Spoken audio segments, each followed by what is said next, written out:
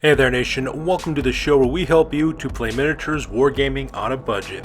It is I, Commander Cheapskate, and we're back with another edition of Mordheim-Mondays with our Monday Battle Reports series, Empire in Flames. We showcase Mordheim Battle Reports every Monday during our Fantasy Wargaming Weeks, and this one is a four-way battle between four different warbands for round number 2 of our Empire in Flames campaign.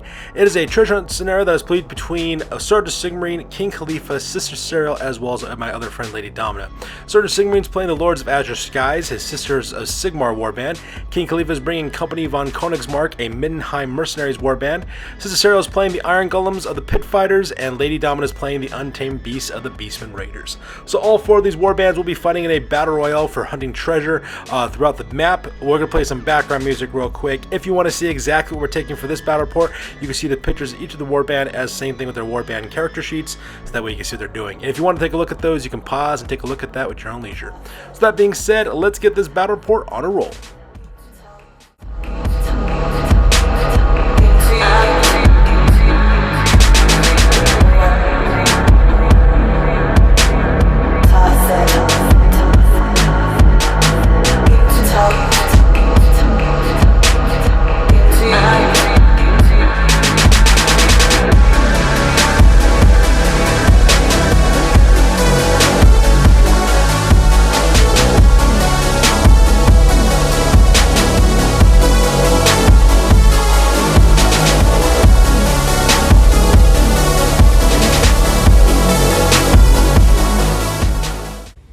Ladies and gentlemen, boys and girls, dying times here. Alright, the scenario rules for this one is treasure hunt. Basically what ends up happening is that there's D3 treasure counters placed for each warband present. So in this case, we got 4 warbands, it's 4 D3 counters in total. They must be placed within at least 10 inches from the table edge and not within 6 inches of another counter. A warrior can pick up the counter and carry as many as they want, but if they go out of action, they drop their counters. For deployment, warbands must have a deployment area of about 8 inches depending on wherever they are located on the battlefield, and the game ends once all but one warband has routed. For the experience points on this one, heroes and henchmen groups earn 1 point of experience for surviving, and the winning warband leader also earns another point of experience. And each fighter that a hero puts out of action also earns a 1 point of experience point as well. And also 1 experience point is also given for each hero or henchman group who manages to carry a treasure counter at the end of the battle. So the scenario rules over, let's go and talk about deployment as well as battle plans. Alright, so now it's time for the battle plan. Here's an overhead shot of the battlefield. As you can see, my friends are playing on a 4x4 table, and we got treasure counters scattered throughout the entirety of the battlefield. There's one in the forest on the left-hand side of the battlefield, one on the top of the hill in the bottom right-hand corner. There's also another one in the middle of the forest there in the bottom center of the battlefield as well. There's also 2 treasure counters on the top of the top left aqueduct, 2 more on the top, the top of the bottom right hand corner aqueduct. There's one in the center of the battlefield. There's also one in the center of the upper right hand corner building as well, and one next to the Autumnal Woods right there on the right hand side as well. And my friends kind of made a mistake a little bit. When we started off this game, they were the ones who placed the counters. They thought that you had to be within 6 inches of the table, within 6 inches of a table edge, what they thought. So some of these counters are really close, but you know, my friends made that mistake. It's no biggie. We were all playing for fun anyway, so it doesn't really matter at that point. Like I said, I'm not really doing the judging on this one or the rules. I'm just taking photos. Now, as for the battle plan, I'm not really sure my friends' battle plans are specifically, just because, you know, like I said before, I'm the arbitrator in this scenario, so I'm just taking photos. But I can probably guess that my friends' plan is to grab as much treasure as possible and to put the other warband out of action by routing them. I mean, that's a pretty safe bet. That's what they're trying to do. So with the battle plan over, let's go and talk about deployment real quick. Alright, so starting off with the Lords of Azure Skies, this is my friend Sergeant Sigmar's warband. Up in the front, the 2 guys armed with cloaks as well as crossbows. Those guys are 2 vanguard hunters. They're 2 novices armed with hammers, slings, as well as bucklers. On the back left-hand corner, there's the Liberator. He's a brother superior. He's armed with heavy armor, shield, helmet, sling, as well as a Sigmarite warhammer. In the center there, that's Lord Relictor, who's the Sigmarite matriarch. She's got the heavy armor, shield, hammer. She's also got a sling helmet. She's also got a sling, a Sigmarite warhammer. She's also got the leader as well as a healing hands ability. Right next to her on the right-hand side, that is a Retributor. She's a brother sister superior. She's got heavy armor, helmet, a great weapon, as well as a sling. In the bottom right-hand corner is a Prosecutor, and another sister superior who's armed with heavy armor, shield, helmet, sling, as well as a Sigmarite warhammer. And that pretty much makes a deployment for the Sisters of Sigmar for the Lords of Azure Skies. Alright, on the left-hand side of the table is the deployment for the Untamed Beast. So starting on the bottom left-hand corner, we have Thaedra Skullscryer. She's a shaman. She's armed with the halberd as well as the Lure of Chaos spell. And she's also partnered up with Karaz as well as Shinkt. Those are two Ungors armed with paired axes. They also got short bows and shields, and they also got the Lows of the Low special rule. And right there in the center is another 3-man fire team. On the top there, that's Viral Hearteater. He's the chieftain and the leader of this warband. He's got a battle axe shield. He's got the leader special skill as well as a bellowing roar, which means he can reroll failed route tests. Right next to him is Cleft Skull, who is a Gore armed with halberd and shield, and right in front of them that is a Gradan Bloodeye. He's a Bestigor armed with a great weapon as well as a shield, and that pretty much makes up the deployment here in the center. And the top of the deployment stuff for Lady Dama, she's put 3 more fighters on the top. That's Cleftjaw, another Gore armed with a halberd as well as a shield. Right behind him, down underneath him is Sean Headclaimer, another Bestigor. He's equipped with great weapon shield. He's also got the Shaggy High Ruled, so because of that, he can use great weapons with one hand. And also right in the front is Ugla the Maw, a Centaur. He's got a halberd shield. He's got the Drunken and Forest Strider and Stop special rules, and he's also got the Shaggy Hide Rule too, so that way he uses halberd in close combat with a shield. And that pretty much makes up Lady Domina's deployment on the left-hand side. On the top of the battlefield is the plan for Sister Cyril and the Iron Golems. So up in the front, she's got a 5-man fire team. Leading it are Kalada Maktal as well as Drina Maktal. They're both pursuers, armed with swords, bucklers, as well as javelins. And right behind them, on the top, that is Dran Ilvek. He is a pit fighter initiate with a flail, a shield. He's got the pit fighter and arms master skill. And the center of the back, that's Vasadun. She's a pit fighter veteran with a flail, war chain. She's also got the pit fighter as well as arms master skill. And then right next to the right hand side, that is Varsk Ilvek, a pit fighter initiate who's got a flail, shield, as well as a pit fighter and arms master special rules. And in the far right hand center of her deployment area in the back, that is Garn Drammer. He's a veteran pit fighter. He's armed with a flail, a buckler. He's also got the pit fighter and arms master skill. Next to him on the right, that is Sever Grill, who's a pit king. He's armed with a great weapon. He's also got the leader as well as a pit fighter skill as well. On the left from the front, that is Band of the Eld. He's a troll slayer. He's armed with paired dwarf axes, a pit fighter rule, hard to kill, hard head, hate orcs and goblins, and death wish special rule. And the big guy on the front, that is the human wrecking ball, Drej Borsha. He is an ogre pit fighter. He's got a great weapon, heavy armor. He's got the pit fighter skill, fear, large, as well as slow-witted special rules. And that pretty much makes a deployment for Sister Cyril and her Iron Golems. And finally, on the far right-hand side, we have Company von Königsmark, which is King Khalifa's Middenheim Mercenaries warband. And the center, as you can see up front, we got Rommel. He's a swordsman from Hilda's Harbingers. He's got a sword shield as well as expert swordman skill. And the back, that is Dieter Moons. He's a champion. He's armed with turret hammers. And in the back, carrying that huge hammer, is Gregor von Königsmark. He is the captain as well as the leader of this company. He's also got halberd, light armor. He's got the leader as well as horrible scars special rules. In the center of King Khalifa's deployment zone is another 3-man fire team. In the back, that is Hildegard von Königsmark. She's a young blood armed with a crossbow, pistol, as well as a sword. Next to her is Randall, another member of Hilda's Harbingers. He's also armed with sword, shield, as well as expert swordman skill, and he's also a swordsman. And in the front there, that is Gustavo. He's a marksman from Hilda's Heroes. He's also got dagger, bow, as well as a blunderbuss. And the bottom of King Khalifa's deployment zone, he's got another 3-man fire team. In the back, that character's name is Brunhilde von Königsmark. She's a champion. She's armed with a great weapon. She's got light armor and shield, and also has got the strongman ability, so that way she doesn't have to worry about striking always last or a great weapon. And the front is another swordsman named Randall. He's a swordsman. He's a member of Hilda's Harbingers. He's got sword, shield, as well as expert swordsman. And right next to him on the right-hand side, that is Gretchen von Königsmark. She's a young blood. She's armed with a sword as well as a brace of pistols. And that pretty much makes a deployment on this side. So with deployment over with, we go directly to the top of turn number 1, and my friends roll off for initiative to see which of them will be going first. Alright, so that takes directly to the top of turn number 1, and the Sisters of Sigmar won the initiative on this one. As you can see in this photo, my friend Sergeant Sigmaring just starts sending his guys up, kind of tentatively. The first thing that's happening is the Royal Relictor actually runs to the left-hand side and secures himself a treasure icon represented by the blue number 1 die. At the same time, the Prosecutor also goes to the right-hand side as well and secures another treasure token right on the top of that hill. Now, the rest of the warband just pretty much moves with the normal movement speed. The reason why is so that way they can give it the range to open fire with their slings. So all 4 guys in the center, they will be able to pick targets and open fire. Unfortunate for my buddy King Khalifa, he did lose one of his fighters. Well, not really lose him, but I believe that guy's name is Randall. That guy basically, sorry, not Randall. Yeah, Randall is his name. He basically gets a shot in the head with a sling, so he goes crashing face down with a stun result. So because he's just laying on the ground right now and currently bleeding out as well. The rest of his shots, however, did miss for Sergeant Sigmaring, so because of that, pretty much rounds up his turn for this one. So with that, we go directly to the top of turn number 1 for the Beastmen Raiders, and so Lady Domina goes first, and the first thing she does, she just runs pretty much her entirety of her warband. As you can see right there, we got Cleft Skull, Feral Heart Eater, as well as Gradan Bloodeye. They run up to next to that church, followed closely by Thaedra Skull Square, as well as Kairos and Shanked from the Ungors.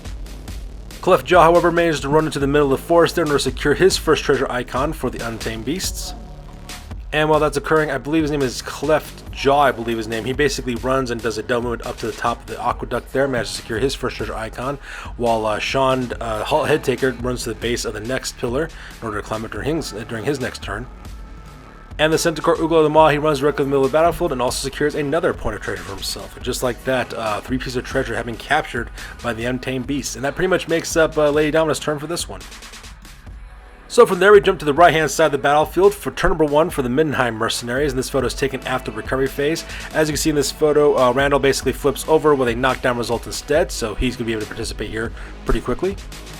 And during the move phase, not much movement really happens for the most part for most of the fighters. What ends up happening is that Brunhilde von Königsmark, she charged directly into the Prosecutor and engages him in close combat. Meanwhile, Gustavo, as well as Fring, as well as Gretchen von Königsmark, they move up their own move allowance so that way they can start putting down some long-range fire, because those 2 marksmen are also equipped with blunderbusses as well as bows, and they're in perfect range to open up on the Sisters of Sigmar, which would be really terrifying. At the same time, you can see in the back there, Hildegard von Königsmark, she just stands her ground because with her crossbow, she can only shoot or move. She can't do both. Meanwhile, on the top of the table there, Rommel, he managed to secure his first treasure icon, so he got a little one treasure icon next to him. Meanwhile, Gregor von Königsmark as well as Dieter Moons, they both run up to the pillar of the second aqueduct system so that they can start securing treasure for themselves as well. So with the move phase over with, we go directly to the shooting phase. And in the shooting phase, behold the power of the shooting phase. As you can see in this photo, both marksmen of Gustavo and Fring, they open up with their blunderbusses directly into all 4 of the Sisters of Sigmar right there in the middle. Managed to put a stun result, knockdown result on one of the novices. However, for the Liberator as well as for the other novice, they both got knockdown results, stun results, so because they're both laying on the ground, currently bleeding out. At the same time, the Retributor, he actually goes out of action with a full recovery result as well. And just like that, 3 members of the warband are currently right now out. And at the same time, to make matters worse, in the combat phase, Brunhilde von Königsmark managed to smash her greatsword directly into the head of the Prosecutor. Now, luckily for my friend Sergeant Sigmarine, ended up being a knockdown result. So because of that, stun result. So because of that, the Prosecutor is currently on the ground bleeding out, which is not good for him. Because if anybody charges him when he's in this vulnerable state, he will go out of action as well. So things are not looking very good for Sergeant Sigmarine, and looking pretty good for my buddy King Khalifa. So from there we go directly to the top of turn number 1 for the Pit Fighters, and this photo is taken after the move phase. As you can see in this photo, pretty much the Pit Fighters move up as quickly as they possibly can. The Pursuers, as well as the Pit Fighter Initiates, as well as the Pit Fighter Veterans, as well as Band of the Eld and Garn Draenir, those guys just run up as quick as they can, heading down south. Meanwhile, Sever Grill, as you can see in the photo, he peels off to the right in order to get to the top floor in order to secure his very first treasure icon for him. And of course, Dredge Borsha is taking point, just moving up forward 12 inches, moving as quickly as he can directly to the back of Company von Königsmark. So that looks very, very terrifying. So with the move phase over, we go directly to the shooting phase. And during the shooting phase, the Maktal sisters, both Kalata and Drina, they both decided to fire their javelins directly into Rommel. Managed to put a knockdown result on him as well, so because he is currently laying on the ground and bleeding out. And that pretty much makes up turn number 1 for this one.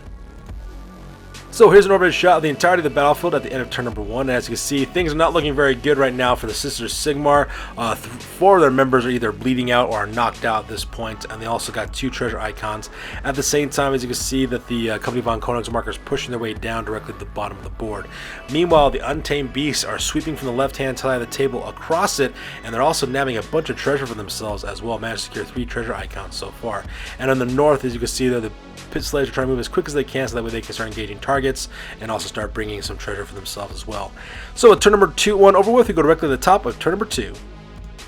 So that takes directly to the top of turn number 2 for the Sisters of Sigmar. We're going first on this one, and this photo is taken at the recovery phase. As you can see, the Liberator as well as the members of the novices, basically they roll over because now they're stunned and now they'll be able to get up the next turn.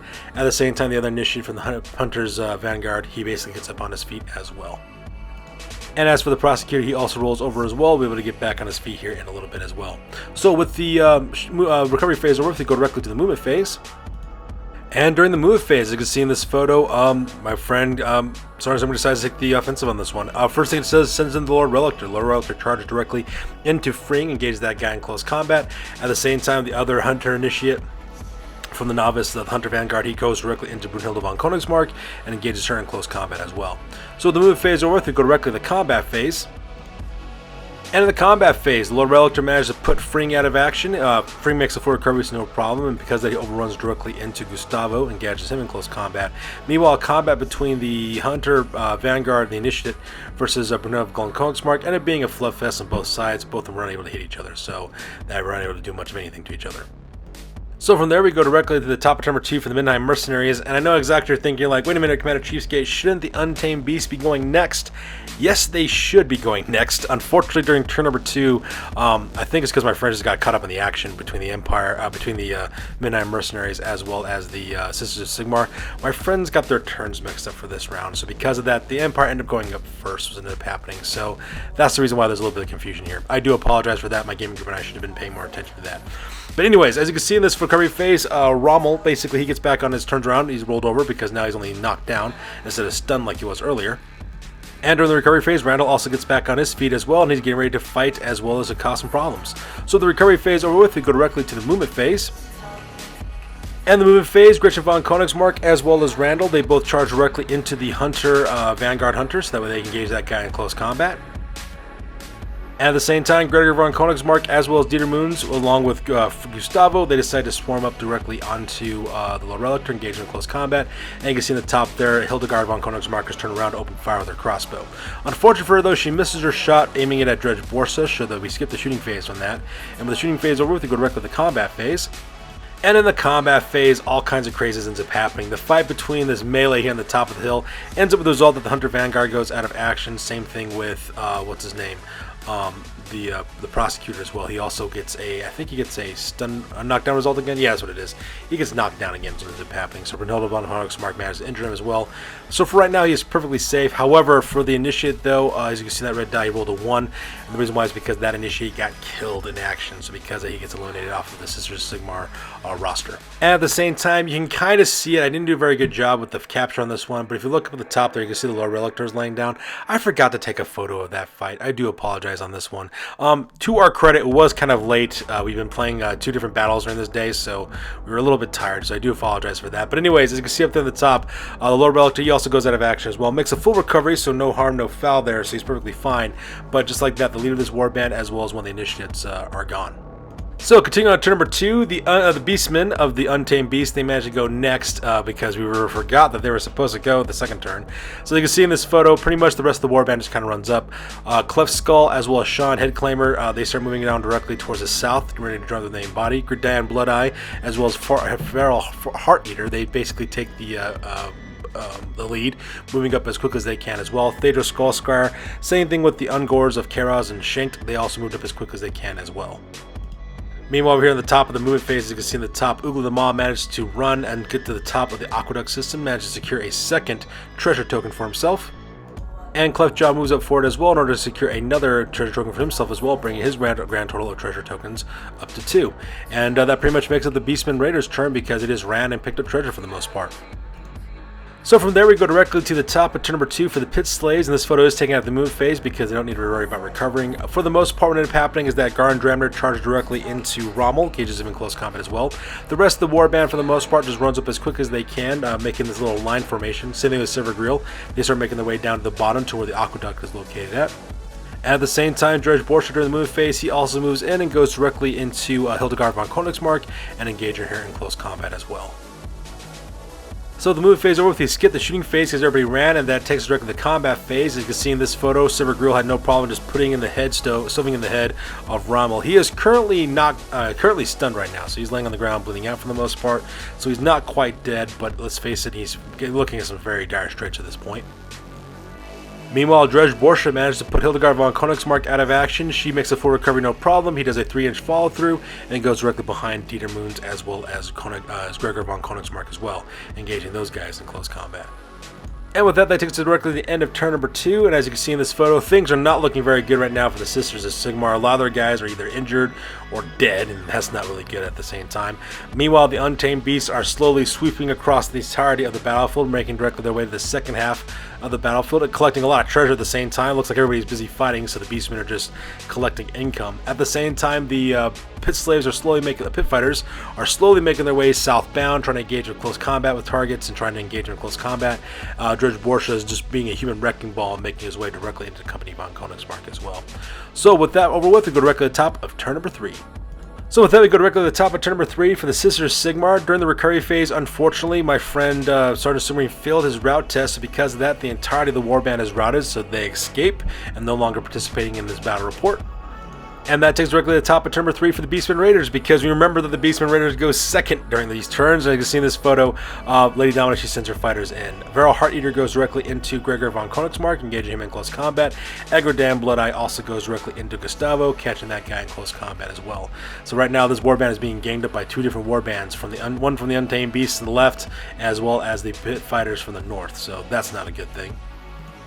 For the rest of the move phase, Ugla Ma runs along the top of the aqueduct system and nab another treasure icon, so now he's carrying 3 treasure counters, all being told. And the rest of the warband also moves up as quick as they can. Cliffjaw as well as Sean Headclaimer, they run up for it as well. Thaedra Skullsquire as well as the 2 Ungor Shanked as well as Kairos, they don't actually run. They only move up their normal movement allowance of 5 inches. And the reason why is because during the shooting phase, they try to open fire with their short bows directly into the members of Company von Königsmark. Unfortunately for them though, their shots missed, so because of that, we'll be skipping the shooting phase because nothing much happened there.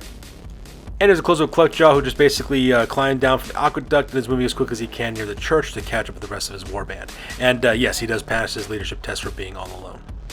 So from there, that takes us directly to the combat phase. As you can see in this photo, Gradan Bloodeye had no problem whatsoever putting Gustavo Fring out of action. Managed to put a serious injury on that guy with a out of action result, so he goes out. He makes a full recovery, so no harm, no foul. He does follow through 3 inches directly into Gregor von Königsmark to engage him in close combat. Unfortunately, the fight between Gregor von Königsmark and Varel Hearteater basically ended up being a draw. Nobody was able to get anything off on one another.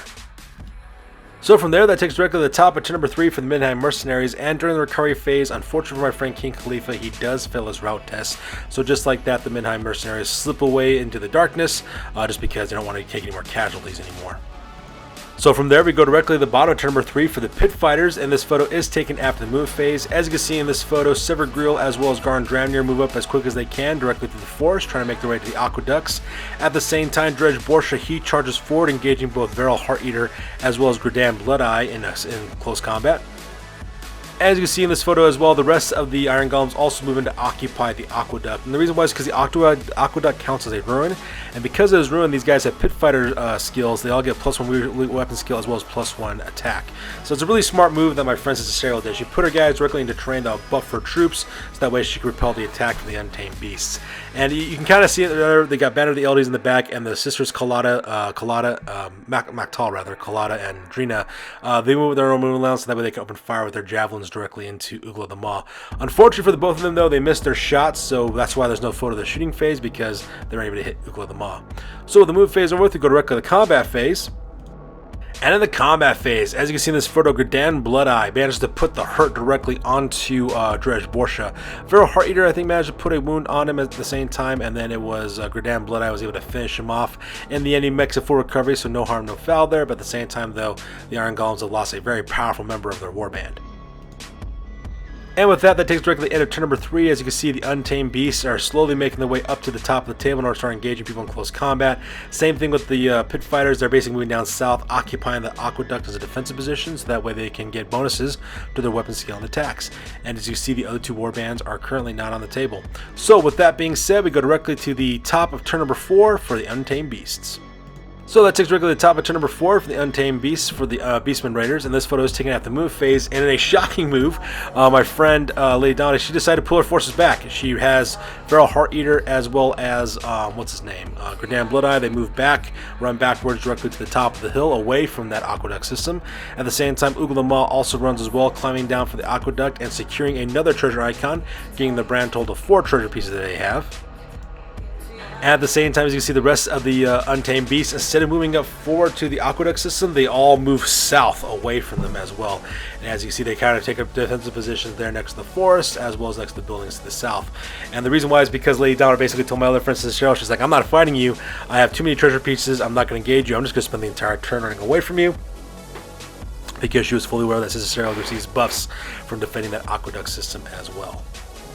And from there, that takes us directly to the end of the game. What ended up happening is that Sister Serial and Lady Domina both realized that my friend Lady Domina, she was just going to run away from the rest of the battle report, as she told Sister Serial. She goes, I'm just going to have my guys pull back. I got so many pieces of treasure. I don't want to lose any of it, so I'm just going to try to avoid you the entire time. And at the same time, Sister Serial realized that her guys aren't fast enough to catch them, so they both decide to end this battle report on a draw instead, because both of them have not been routed. They just realized that they don't want to spend the rest of the game just playing tag and not when they have treasure that they want to spend. So because of that, that brings us directly to the end of the battle report, and with that battle report over with, we go directly to the post game, because this game is now officially over. That's it, man. Game over, man. It's game over. Alright, so starting off with the post-game, talking about the Lords of Azure Skies. For injuries, the Lord Relictor made a full recovery, no harm, no foul, and the Retributor, he basically gets a hardened injury, so because he no longer fears anything, because life has been treating him unfairly, and one of the Vanguard Hunters also dies as well. For advancements, actually the Liberator, he did level up, earning +1 to his toughness, so now his toughness 4, and the Prosecutor also leveled up, learning Mighty Blow, which means that he gets +1 strength in close combat. For exploration phase, they managed to find 2 pieces of treasure worth 50 gold pieces, and with those 50 gold pieces, they also discovered Mordheim refugees. Because of that, they may reroll 1 exploration dice during their next game as well. So with the 5 gold pieces they had in their treasury, they have 55 gold pieces in all. With those 55 gold pieces, they recruited an augur named the Heraldor.